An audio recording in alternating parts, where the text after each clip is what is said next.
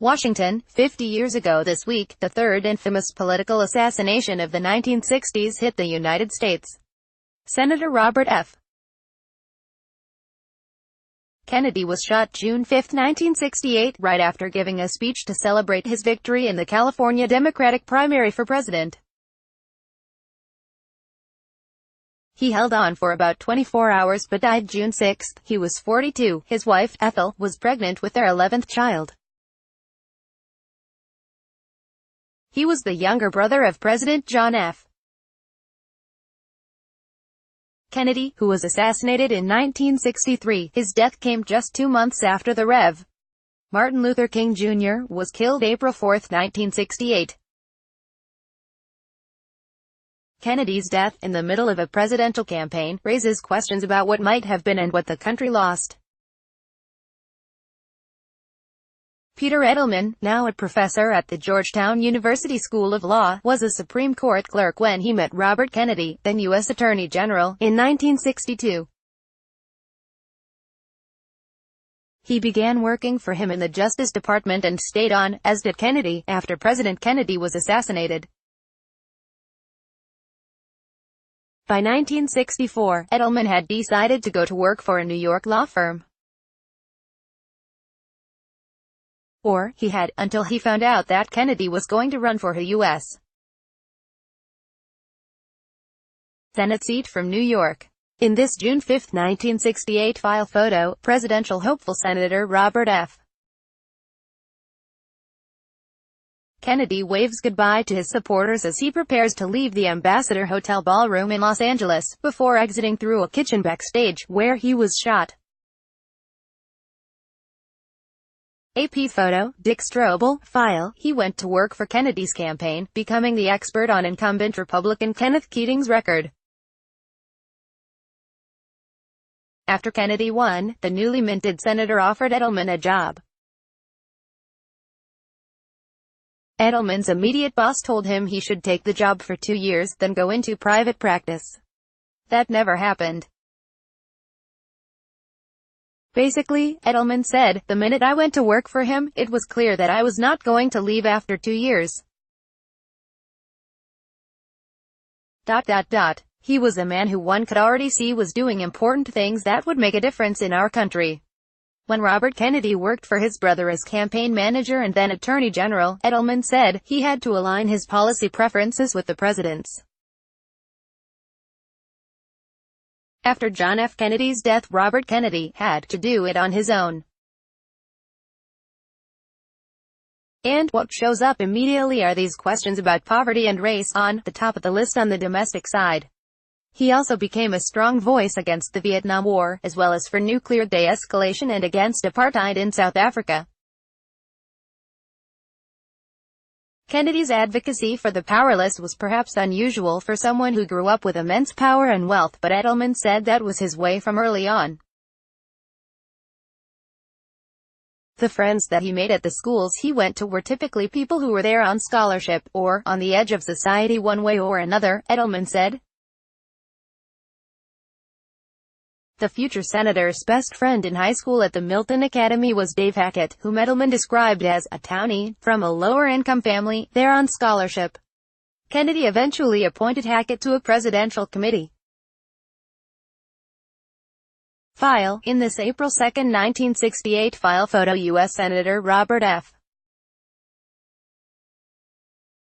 Kennedy, DNY, shakes hands with people in a crowd while campaigning for the Democratic Party's presidential nomination on a street corner, in Philadelphia. Friends and family of U.S. Senator Robert F.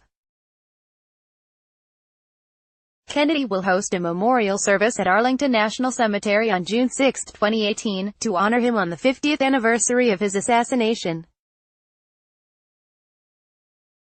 AP photo, Warren Winterbottom, file, working for Kennedy gave Edelman even more. He met his wife while working for the senator. Civil rights lawyer Marian Wright, who worked with King and later founded the Children's Defense Fund, testified in 1967 before a Senate subcommittee on poverty. She explained the extreme poverty people were facing in her native Mississippi, children with swollen bellies and sores on their arms and legs that weren't getting any better, and said Kennedy, a member of the subcommittee, should come and see for himself. Kennedy agreed, which didn't surprise Edelman. He visited people whose own senators had never been to see them, and Edelman went ahead to Mississippi to set up the trip. While there, he saw right again. They'll celebrate their 50th anniversary next month. He just had to do it. In January 1968, Kennedy said there were no foreseeable circumstances under which he'd run for president. On March 16, he announced he was running. Conventional wisdom holds that the timing of Kennedy's announcement was opportunistic, that he waited until he saw President Lyndon B. Johnson's weak showing in the New Hampshire primary and seized his chance. That was a common criticism. After Kennedy's death, the Washington Evening Star's Mary McRory wrote that he once told a friend, "No matter what I do, people think I am doing something else." Edelman was one of the few people Kennedy told about his candidacy before the announcement. He says that's not how it happened. In this April 2, 1968 file photo, U.S. Senator Robert F. Kennedy, DNY, shakes hands with people in a crowd while campaigning for the Democratic Party's presidential nomination on a street corner, in Philadelphia. AP photo, Warren Winterbottom, file, Kennedy was definitely torn. Edelman remembered. On one hand, he said, Kennedy's father had told him, "You don't do anything unless you know you're going to win." On the other, the senator felt, "You go in on principle, whether you win or lose." And when the Tet Offensive in Vietnam showed conclusively that the war there was not going as advertised by the Johnson administration, he more and more realized that he just had to do it, whether he won or not. Edelman worked on the campaign, at first staying in Washington but eventually going on the road with the candidate. "It was wonderful for me," Edelman remembered. "The campaign where Robert Kennedy let out of this cage, really. You could see how much that part of his brain was itching to go after a contest with President Johnson." It's known that they didn't like each other. Watching Kennedy give a campaign speech, Edelman said, "You can just see the passion coming out, what he'd been wanting for a long time to say." John Kennedy was on the cool side, and Robert Kennedy was passionate. That didn't work for everybody. But it did mean that, every place he went, he got enormous crowds. The campaign was 85 days of high-speed, warp-speed travel and speeches, and victories, until the Oregon primary, where Robert became the first Kennedy to ever lose an election. That was a downer. Then came California. Notaga and Edelman left California on the morning of June 4 for D.C. He wanted to see Wright, his fiancée at the time, and also, I hadn't paid my income tax yet. He also wanted to start getting ready for the New York primary, which was a week later. As June 4 turned to June 5, Kennedy wrapped up his victory speech at the Ambassador Hotel in Los Angeles with "On to Chicago," the site of the Democratic National Convention. Minutes later, as Kennedy shook hands with supporters and workers in the hotel's kitchen, he was shot by Sirhan Sirhan. There were others on the floor, 5 others wounded in all, bleeding and crying out. The Associated Press reported. The crowd was screaming, weeping and crying out, cursing and pleading, "Oh no no no, not again, oh no, no, no, not again." Rosie Greer, the massive football player who disarmed Sirhan, wept like a baby. Edelman and Wright were asleep with the TV on in her apartment, when at about 3 a.m. there was a skirmish, some noise on the television that woke us up. And we saw what had happened. You don't tend to remember the exact thing that happened, but it was just shocking. Just not believable initially that it could have happened. His brother, Dr. King, and now this.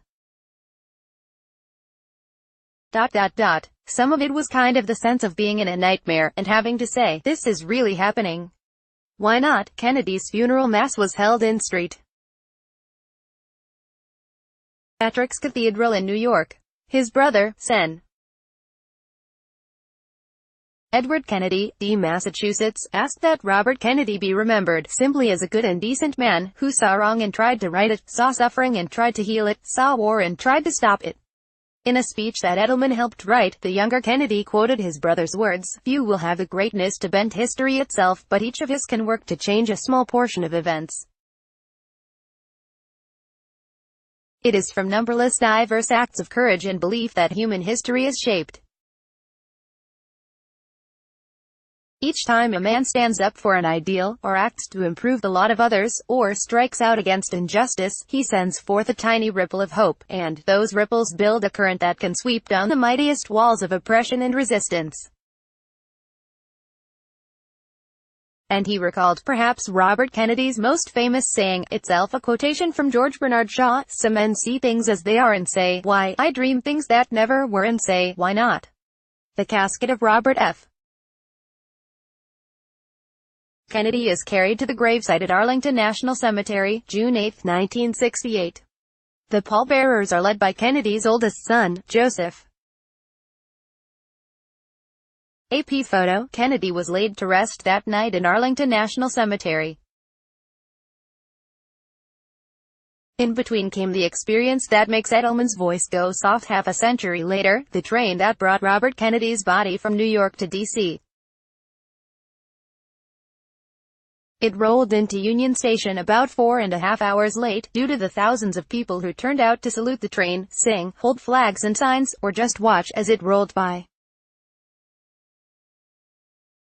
The Evening Star wrote, as the train made its way slowly through the cities and countryside of New Jersey, Delaware and Maryland, men, women and children stood massed along the way.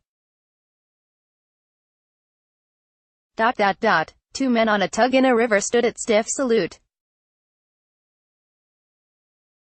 Nuns and Negroes, sawmill workers and housewives, Girl Scouts and veterans, all had turned out, for a man, and a family, who have experienced more than enough tragedy already. That tells you what this man was about, Edelman says now. Because the people who were out there, they were every kind of diversity.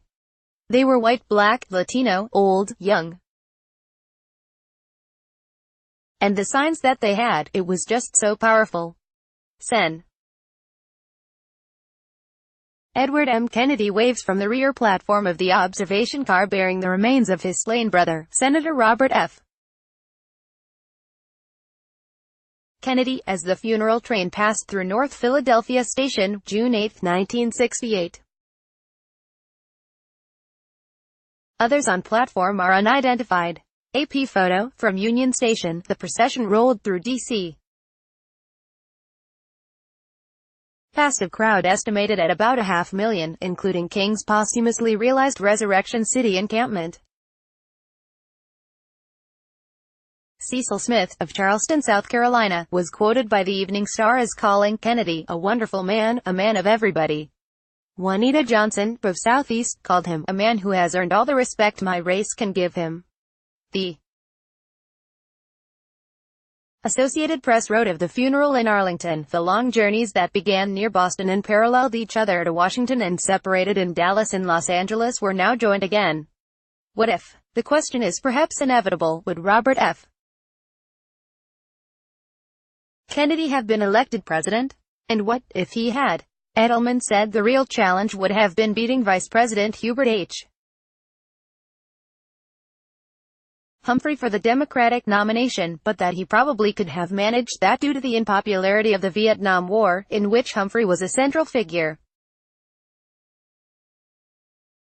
As for the general election, I think he would have defeated Nixon pretty easily, actually. If that had happened, Edelman said, you never would have had Nixon as a president. How about that? That's good. That means no Watergate scandal, and an eventual end to the Vietnam War, which cost so much in terms of lives and the loss of trust people had in the government. He would have stopped the war, Edelman declared flatly. A President Robert F. Kennedy would have made a major effort on the question of racial justice in our country, which remains an issue, Edelman added. Of course, it wouldn't solve all those problems, but it would have taken us in a different direction. Edelman added that the very period during which Kennedy would have been president was the beginning of the loss of industrial jobs in the U.S. And we've never responded fully to that, up to the election of Donald Trump. I like to think that Robert Kennedy would have seen ahead and made a difference on that. We haven't been straightforward about how mammoth the problem is, Edelman added. The heart of what Kennedy said to people about poverty was about jobs, including creating work if necessary. People of all races responded to that. One joyous event. Books about Kennedy are numerous, several line the walls of Edelman's office. He's written one himself. Asked for something about Robert Kennedy not many people know, he said Kennedy's staff was a kind of a family that worked really hard, but we liked each other. He was funny, and whenever there was a difficult moment, somehow he had something to say, usually a remark about himself. And he loved children. We know this, he had 11 children. But there are so many stories of being out in a parade and driving from one place to another in a city, and picking up some child who came up. And they would get into a conversation, and drive all the way across town and realize that they had to take this child back. They had to figure out where it was that they had been. Robert F. Kennedy runs through the surf with his dog, Freckles, during a stop in Astoria, or May 24, 1968. AP photo, very sweet. If you watch a film of Kennedy with children, he's got a touch. The way he learns is every sense is involved. It's listening, it's the sort of taste of the art, if you will, it's touching.